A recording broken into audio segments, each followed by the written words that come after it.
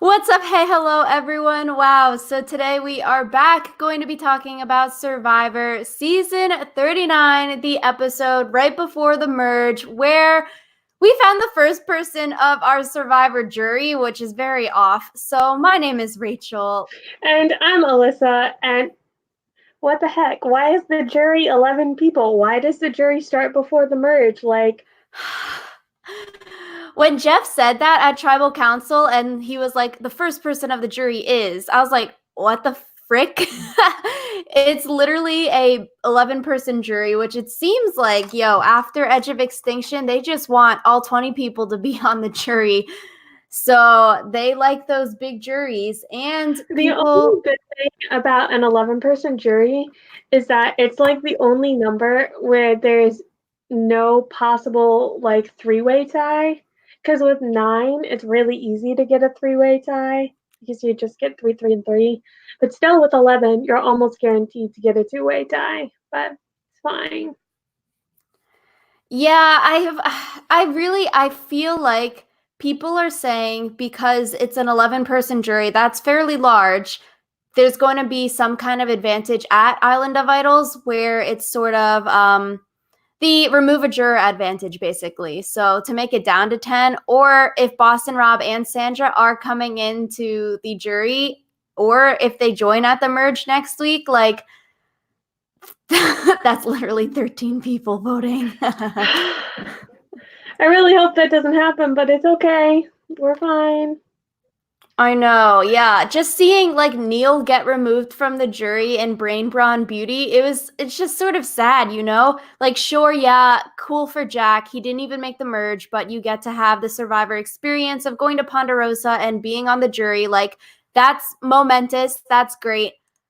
But I don't know. I'm just like 11 people seems too much. Yeah.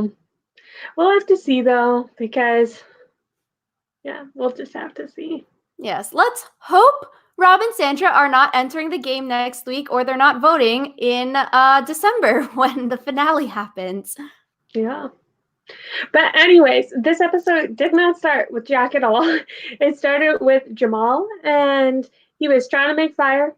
He was failing to make fire, and then I guess it did actually kind of start with Jack, because Jack was like, Kellee, you should go try to make fire.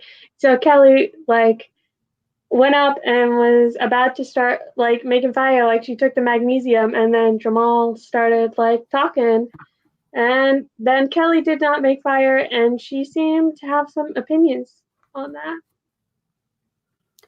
No, I like Kellee made the fire in 2 seconds after she was allowed to do it the second time, which at this point at the start of the episode, I was really confused. Like, what is Jamal's edit? Because I feel like with the first episode when they went to tribal council, we saw Purple and Jamal sleeping on the beach, and then we were like, okay, not a good look for Jamal when you're sleeping before tribal council. Last week we thought that, okay, he had a pretty positive edit last week and he's very eloquent, super great.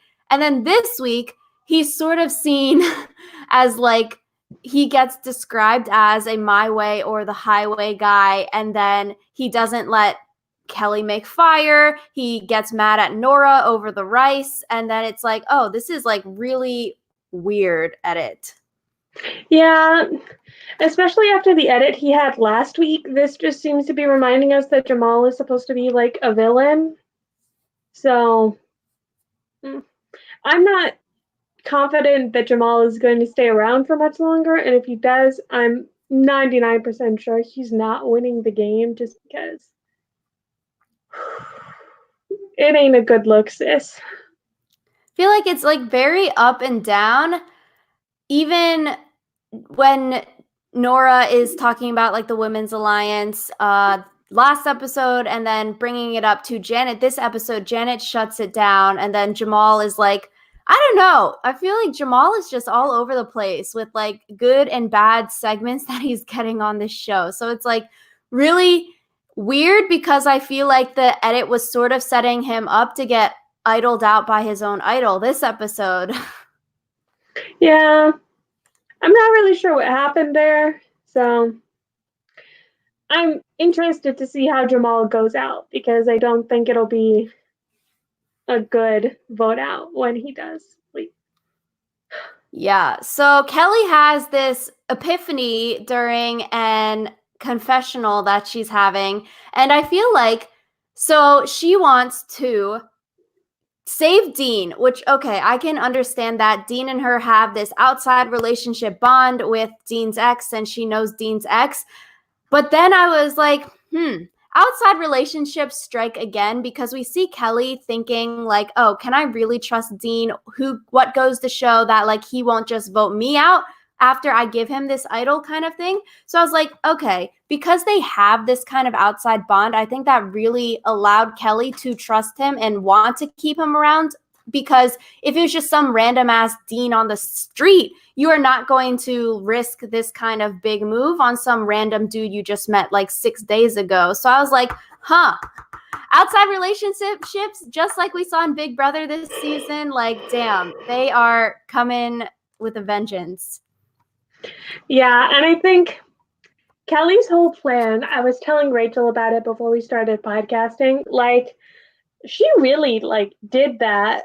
Like, I think it was a really good plan because she covered a lot of bases, and I think she covered a lot of bases some players might not have thought to cover.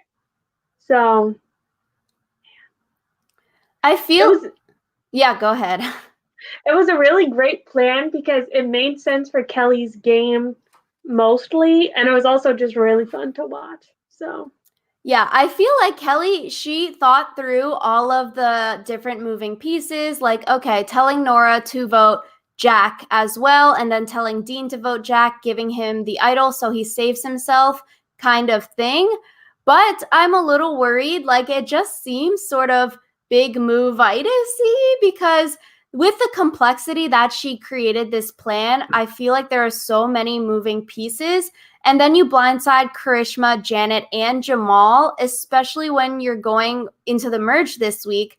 And so, I don't know, even though Kellee voted for Dean to go home, so technically she doesn't have the heat on her back because she made Nora and Dean vote for Jack, and then Jack went home.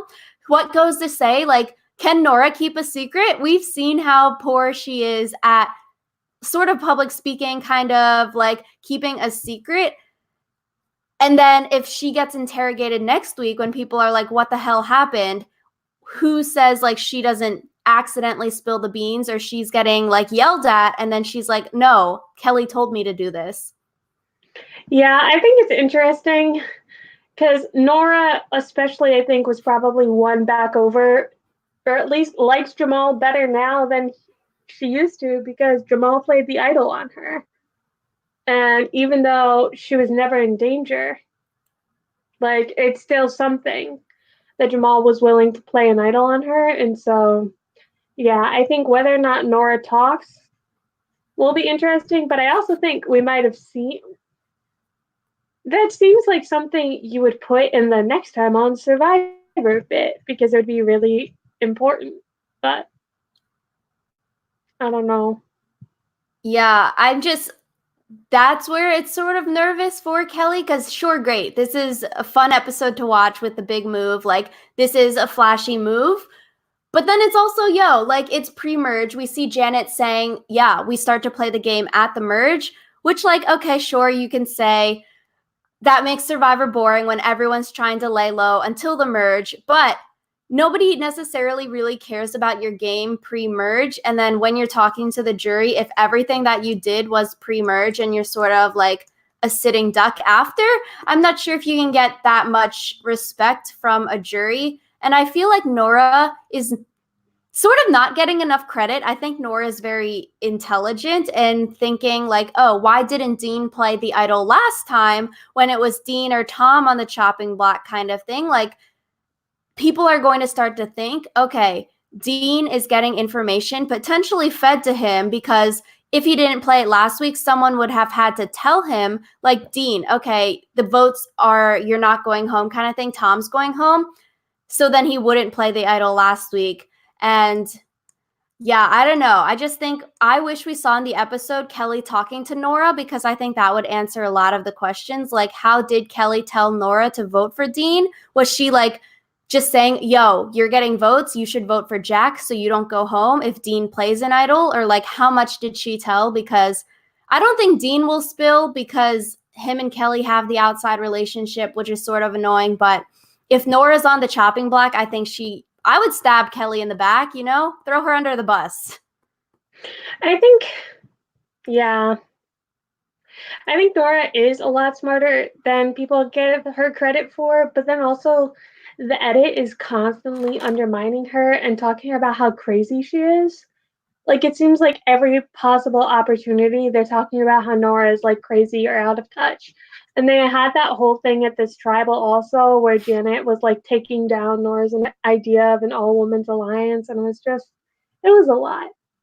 So I feel bad because, like you said, Nora is really thinking, especially about Dean not playing an idol the tribal previous, but I'm Yeah. honestly not sure, like, if people will believe Nora if she were to say, like, oh, Kellee was the one who told me to vote Jack. Yeah, that's the thing because like we've said in previous weeks, Nora doesn't necessarily have that much social capital like we saw last week with Nora talking with Dean about voting Jamal out. Yeah, but I think anytime your name is in the firing line, so even if no one believes that Kellee was the mastermind behind the plan, just having your name being talked about, sort of sketchy, especially going into the merge because with freaking 13 people at a merge, anyone just needs one small reason to not be the merge boot. And if it's you because you flipped and you're a mastermind at playing Survivor, and then that could get you voted out, I feel like. So I don't know. I think sort of risky before the move, right? Sort of risky for Kellee right before the merge, but it's understandable considering she has an outside relationship with Dean. So that's asterisk there. I also wonder if this being a pre-merge move makes more sense since Jack is on the jury now, and I feel like part of what makes pre-merge stuff less important to the jury is the fact that the jury wasn't like involved in it, I guess you could say. So I wonder if having the jury starts earlier also makes when it's important to start playing your game happen earlier too. Yeah, which I guess it's interesting, especially with Edge of Extinction, and if they're moving more towards 20 people, so 17 people juries, like then day one, anything that you do is useful or can be used against you, especially on season 40 if like there's going to be an Edge of Extinction. Everyone is going to talk at Edge kind of thing. So I don't know. It's like I was just so shook when they were like, freaking Jack is on the jury and then he has a Ponderosa video. I'm like, what the heck? You've had no screen time this season and you're on the jury? Yeah. Like, I'm not mad about it because Jack seems like an okay guy, but it's also, yeah. Yeah. So with Tribal Council too, I feel like something else working against Kellee with this move is Jamal playing his idol for Nora. And so even after the whole thing of Nora saying she dislikes Jamal, I was like, ooh, this is like a Dan and Angelina, David versus Goliath kind of thing where someone you don't necessarily like plays an idol for you, but it wasn't the right play at that time. And then I'm like, okay, this is bad for Kellee because Jamal literally just proved his loyalty to Purple by giving his immunity idol to Nora. And then Kellee blindsides her team and votes Purple out in Jack. And so I feel like Jamal giving up his idol for Nora of all people, especially after how much they like want to vote each other out, says a lot. Yeah, and I think it's also like an interesting juxtaposition between him and Kellee. And I think that could be like a potential storyline that they explore is like how much do you stay loyal to your old tribe even if it doesn't benefit you personally. Yeah. So when Jamal was walking up to Jeff, I was like, okay, yes, go. Finally, someone won't be voted out with an idol in their pocket. I feel like the episode was maybe alluding to a Jamal getting votes at tribal council. And then he's like, I'm playing this for Nora. I was like, oh, what the heck? Watch Jamal get voted out with him playing the idol for someone he dislikes. Now that would be some odd sense of humor there. I also think, like, what made him believe that Nora was in trouble? Like, from what we saw on the Because beach. they told Dean to vote Nora. Yeah, they did tell Dean to vote Nora. But then I was like, even giving the idol to Nora, so then effectively what Jamal is thinking, all the votes would be canceled because they all voted Dean. Dean would vote Nora, like he thought Dean, Jamal, and Jack were all going to vote Nora kind of thing. So he wanted to play the idol to cancel the votes, but then they would just re-vote because the two idoled people would be safe. But then who are you voting for? Like Karishma? But then Karishma's like semi-loyal to you all. So I was like, this is weird because you're saving these two people, but it's like the two people you wanted to sort of go home. Yeah, it was very strange. So yeah, I don't know. I want to know the logic behind that because I feel like he wants to negate all of the votes to have a clean slate to vote Karishma out and keep Purple strong if he's willing to play the idol for Nora. But then, yeah, I don't know. It was so weird. Yeah, I feel like this whole tribal was kind of weird. It was a long tribal because I feel like a majority of the tribal council was talking about women's alliances, which I think like cool. Yeah, like this conversation is warranted. We've talked about it on previous podcasts, how we're saying like everyone always is scared of a women's alliance, but no one talks about men's alliances when those form. So I was like, okay, yeah, like this is something good for the television for people to see. But then I was also like, this is sort of funny because on the Orange Tribe originally, they straight up did have a women's alliance. I think also, like, Janet gave her whole opinion on women's alliances, and I just straight up disagreed with it. So some of the clips were just way too long. They gave all four of the women a chance to talk. I was like, okay, I think you can cut some of that out. Like, yeah, it didn't need to be as much of a thing as it was. And I feel like, especially after the episode we had last week where we were talking about like racial privilege and stuff, it almost came off kind of preachy. Like, I think Survivor does have interesting things to say about like the socio-political climate, but I feel like this one was more contrived maybe than other ones. So yeah, it felt less natural, I feel like, and maybe it's because it was that tribal. So Jeff was like, okay, so what do you think, Karishma? And then they would talk. And then, oh, what do you think, Janet? And then so they had all these clips of every woman talking and then splicing it into there. But yeah, I feel like it would have gotten the message across after Kellee's speech about it. Like, sort of did not need to go through all of the people's speeches about it. I feel like I would have preferred more information of like, how did Kellee tell Nora? Or why did Jamal play his idol for Nora? yeah. Yeah. But speaking of Janet, she was the one who went to the island of the idols and she started crying before she got on the boat. So I'm scared. That was fun. I was like, oh, wow. That looked like a preview for something bad happening, but she was going to Island of the Idols, which her reaction to Boston Rob and Sandra, it was super cute. She was really excited. And she gets offered to play a game of Risk. And I thought this was interesting because Kellee, when she's talking about her master plan to vote out Jack or Jamal, she mentions Risk with the vote. And then the Chris and Rick Devon's flashback at this point when Boston Rob is talking, I was like, LOL, these people on this season haven't even seen the finale of Edge of Extinction. Yeah. The flashback to Chris was also like, he definitely fits the bill for calculated risk, but also Chris is not the poster child I would have picked. So it was interesting. I was like, okay, I'm not really sure about these flashbacks, but it's good. I feel like in season 40 we'll see a lot of flashbacks, and even this season we've seen a lot of flashbacks. But Janet's potential power that she could have won is a safety without power. So basically, at Tribal, you can leave and then go back to camp, and no one can vote for you, so you can't get voted out.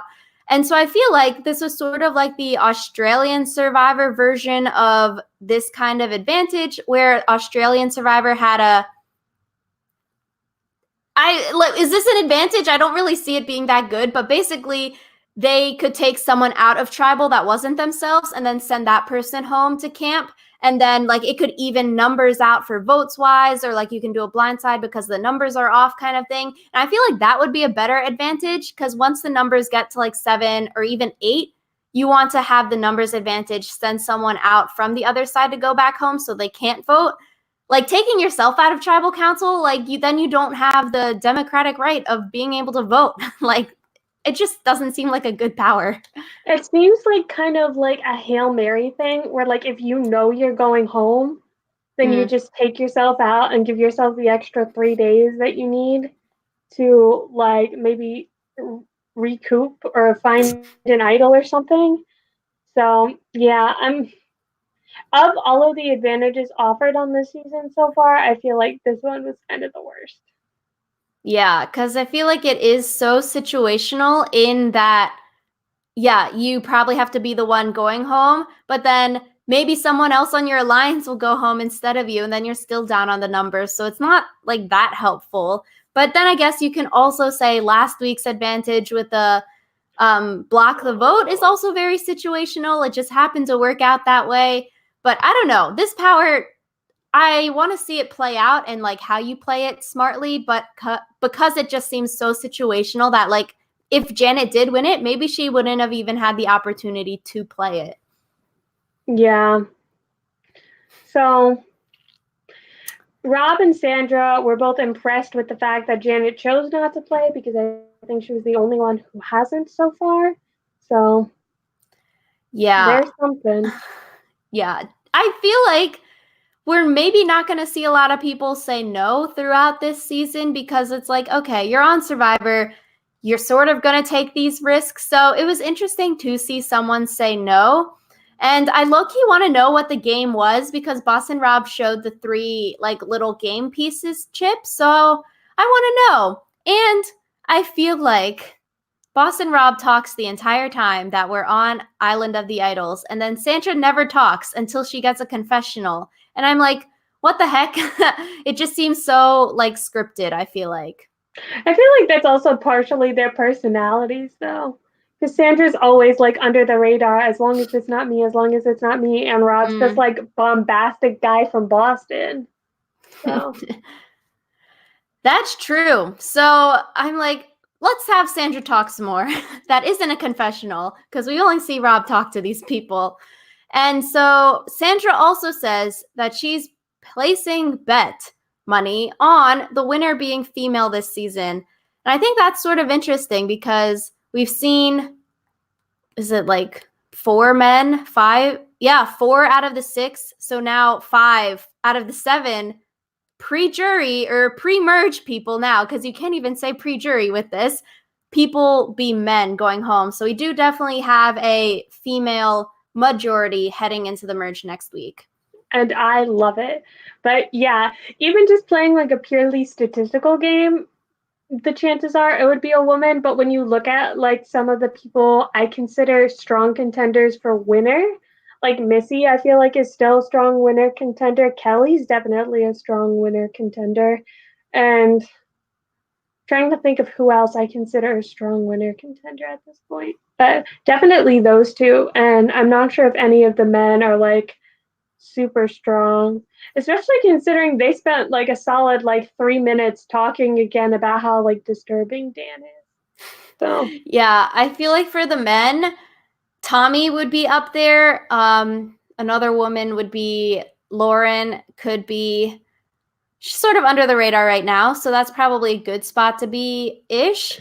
oh yeah, Elaine totally has winner potential. So just because, yeah. So just because there are more females left, there's probably a higher chance that it's gonna be a women winning at the end of the game. Yeah. But then Janet comes back from Island of the Idols empty-handed. She flashes her That tribe was so funny. that, yeah, I thought that was hilarious. She flashes her tribe to show that she's empty-handed. And then she comes and tells the same lie that Kellee told. So all's good in the hood for them because Yeah. they've all she she being Janet, Kellee, and Nora have all been to Island of the Idols, and yeah. Yeah, I think it's interesting because anyone who goes to Island of the Idols, you low-key have a secret club with them because you're the only ones who actually know like what's out there and what you can win or lose while you're there. And so they can compare stories versus like they're not allowed to tell everyone else what's up. But I think it's interesting going into the merge how they're going to pick people to go to Island of the Idols because right now we've not had a repeat person go and only one of the people that have gone to Island of the Idols has been voted out. So I just think like you cannot keep Boston Rob and Sandra a secret until day 39 because then it's like some of these people, if they never get a chance to go to Island of the Idols, would not even understand the theme for the whole freaking time that they're out there. But that's what I'm low-key scared about. Like merge or right after the merge, they're going to do some kind of reveal with Boston Rob and Sandra coming out because I feel like you can't keep the theme a secret. Like Edge of Extinction by the merge, they knew what the theme meant. Yeah. Yeah. I think it would be interesting if somehow your placement in the immunity challenge had something to do with your ability to go to the Island of the Idols. Like maybe first place gets immunity, but then second place gets to go to the islands or something like that. Because I feel like that's better than just a random selection. But Oh, that'd be interesting. Like, do you want safety guaranteed, or do you want to go and try to get an advantage that could potentially guarantee safety at future tribal councils or really turn the tide of the game in your favor? So yeah, I feel like that would be really interesting. And I'm just nervous. They need to tell us if Boston Rob and Sandra are entering the game or if they're going to be on the jury. Like, I don't think that they can stay in this spy shack for the entire season. I don't think they're entering the game. But that's just me. Let's hope. So With all the like fuss they made about the like idols oath or whatever, I feel like they can't enter the game because then everyone who went to the Island of the Idols would be like, dude, what gives? So yo, it's the art of lying. Never trust what anyone tells you. That's the last lesson they'll say when they come in day 36 and win the game. yeah. So we see at the beginning of this episode, Lauren and Tommy have a plan. If they go back to tribal council, they think they're on the chopping block because it's a 4-3 orange-purple majority that they want to throw Dan under the bus. And I was like, okay, this is good thinking. The way it came across, maybe with the edit, it wasn't actually like that in real life, but it seemed a little forced, kind of, because they're being so pushy on like, Dan's so weird. He's going to flip on us. Like, he's the flipper. He has tons of friends on the other side. It just looks too sketchy, especially when you know it's a 4-3 right now. Yeah, I think if it was anyone other than Dan who they were like putting all this on, it would be worse. But because Dan has repeatedly been shown to be kind of weird and uncomfortable, it's fine. Because I feel like it would have been more natural. Like we saw the scene of the four just like jokingly touching each other and then pretending like they were Dan. I was like, oh, that's sort of funny. But then when you like purposefully try to throw him under the bus, it looked a lot more sketchy. But like, I don't think that they're going to have to worry about that come the merge because that's literally their saving grace next week. Because everyone does know Tommy and Lauren are semi-pair. Yeah. And I wonder if that's going to get them in trouble in the future, but we'll have to see. Yeah. So at the immunity challenge, we did not see here's your first look here's your, whatever. The thing where Jason gets to be said he's been voted out. And I was like, okay, this was the only reason I wanted to watch this episode, was to see everyone's reactions when they saw Jason was voted out. And then it wasn't on the episode. And so everyone is saying that like a reward challenge was played, but the reward challenge was cut to give time to airing tribal council and all of that. But I was like, damn, please make it a secret scene because I want to see people's reactions. Yeah. Yeah, there's so much. Like, we could have seen a shortened version of the reward challenge instead of all of those, like, speeches, but it's fine. Like, tribal council didn't need to be that long. I know. Give us 30 seconds of people being like, oh my God, I want to see that. But this immunity challenge was, I would say, maybe the closest immunity challenge of the season. Like, they were seconds away from Orange Tribe winning, which would have been interesting, but Purple Tribe won, and they almost lost because they had the pieces in the wrong place, and they called Jeff over, and Jeff was like, no, that's not right. Yeah, I feel like last week when we were saying that Orange Tribe should just throw the next few tribals to even out the numbers before the merge, even though Orange did win this week, they still sort of got what they wanted because Purple is now down another and, you know, merge next week, you know, they're going in with quite even numbers, which is potentially risky. Yeah. I think it's interesting, though. It makes a more interesting merge when the numbers are closer because then there can't be like a straight up pagonging. And as we saw in the next time on Survivor thing, like names are flying everywhere. So I feel like the closer to equality bit makes it a lot more fun. Like next week, I feel like it's going to be a really fun episode to watch. Yeah, because it's 7-6 based off of original purple, original orange, with orange being at 6, purple being at 7. So if original Vokai stays together, you know, they could have the number 7-6. A little worrisome about what Kellee did and sort of blindsiding and showing that her allegiance isn't necessarily purple strong this week could throw a wrench in the plans. But do you want to talk about potential merge boots? And second member of the jury. Boy, do I. I feel like everyone is a potential merge boot for a different reason. I feel like off the top of my head, Aaron could be one, Dan could be one. I feel like Aaron and Dan are the two that I'm like, yeah, definitely, just because Dan seems to make basically everyone uncomfortable. And so he might be like an easy merge boot while people are like trying to figure out alliances and stuff like that. And then Aaron, like, he's been so flippy floppy, and when he does get screen time, it's kind of been as a villain.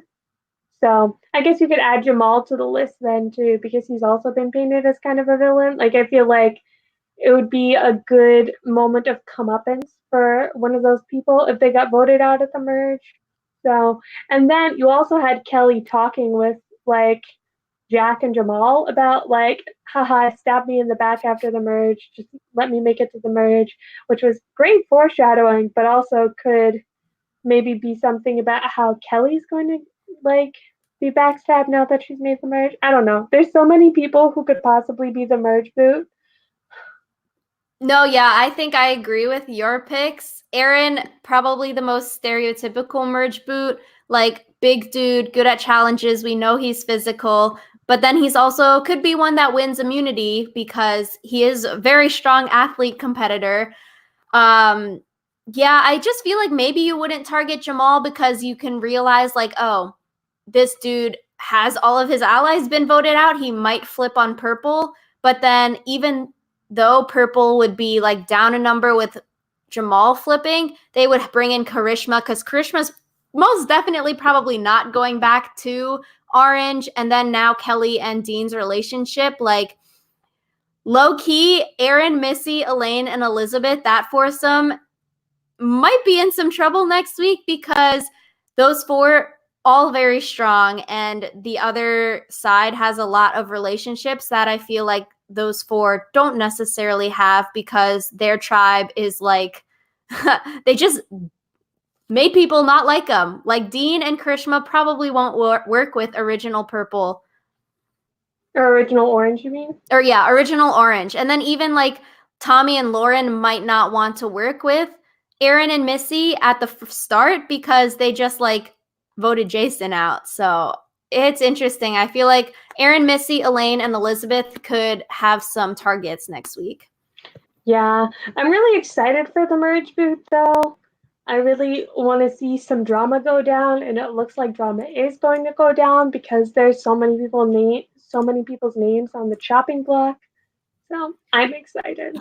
Yeah, with 13-person merges, you want to be on the right side of the numbers no matter what, basically. And I think it's interesting because there are statistics like if you do not vote correctly at the merge, like your chances of winning the game are like very small. Or like looking at the winners, a very large majority of the winners of this game have voted correctly at the merge boot. Adam Klein was saying that in his season, he was like, he made sure he was on the correct side for the merge boot because he knew those statistics of like being correct means higher chances to be a winner, basically. And this week was Dean's first time voting correctly this entire freaking season. So good for Dean.